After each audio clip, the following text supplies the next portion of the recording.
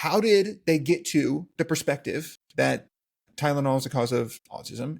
I can't answer the first one because I have absolutely no idea how they got there. And I don't even know if that's public knowledge at this point, whether they've released anything. I want to make it clear, like, what I'm about to say is not a political stance, right? Like, I try to be as apolitical as possible and just listen to the data. And so basically, I'm about to tell you that there's no link between Tylenol and autism. There is already data from 2.5 million children showing that when you properly control for, like, genetics and, like, sibling pairs, that the use of Tylenol during pregnancy is not associated with autism. So there's also the point that even if there is evidence, they come out, they say, hey, look, we have a new study, greater Tylenol use is associated with higher risk of autism. Okay, well, maternal immune activation, being sick while pregnant, is a well-known documented risk factor for autism. So if there's a correlation between acetaminophen use and autism, the real correlation might be between the mom was sick and that may have been higher risk of autism, and they happen to also be taking acetaminophen. So there's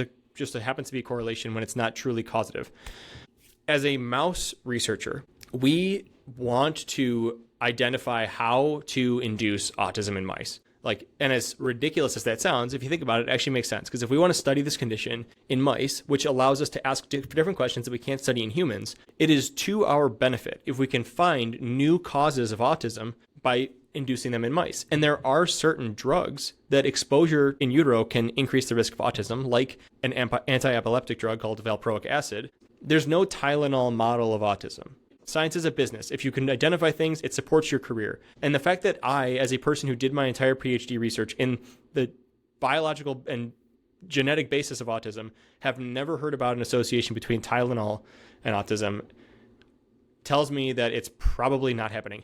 I worry that we are allowing our in-group affiliation to dominate over our evidence-guided beliefs, right? If Donald Trump says, hey, Tylenol causes autism, and then someone listens to this podcast and hears me say, oh, there's actually no link, but they like Donald Trump and they trust Donald Trump, they're probably more likely to listen to that and believe that Tylenol does cause autism. And that's what I find worrying about America, is that, we are letting our affiliations lead and our beliefs lead over our truth meters. We are no longer looking for evidence. We are simply looking for who said that. If I don't agree with them in general, then I don't think it's true. And that's really also damaging, not just for the entire culture of the United States, but also for our need for connection and humanity and community.